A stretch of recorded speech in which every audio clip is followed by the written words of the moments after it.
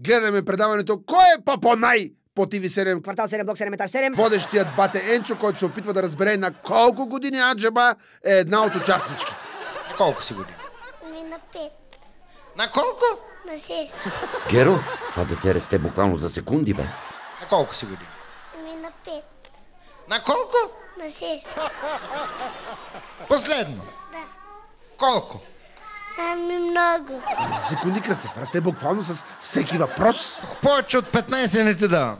15. Бре, изобщо не му личат годините на това дете, бе. Виж колко е запазено наистина. Ух, мило. Я да видя кой те доведе днес на шоуто.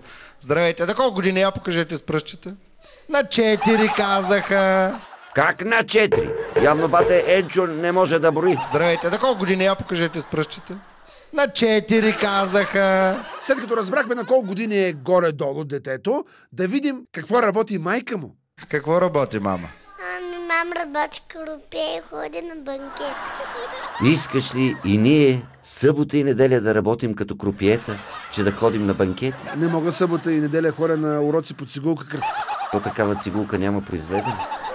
Да ходи аз по банките да изкарвам пари. Язък няма да мога да се вреда от бате Енчо. Да ходи аз по банките да изкарвам пари. Тати ли е другия човек? Да. Той какво работи? Той играе покер, обира булъците. Това семейство са си избрали много доходоносни професии. Да, докато мама ходи по банкети, тате обира бълъците. Той играе покер, обира булъците.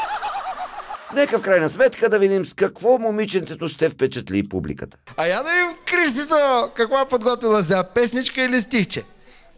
Стихче. Песничка каза. Хайде, разберете се. Стихче. Песничка каза. Песничка, бате Енчо не е бълък. Предварително си научил урок. Дай, аз ще го държа. Енчо, стойката.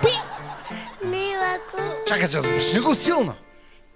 Чакай, бако, от начало. 3, 4. Мила кукло Барби, мила кукло Барби, колко те я видя.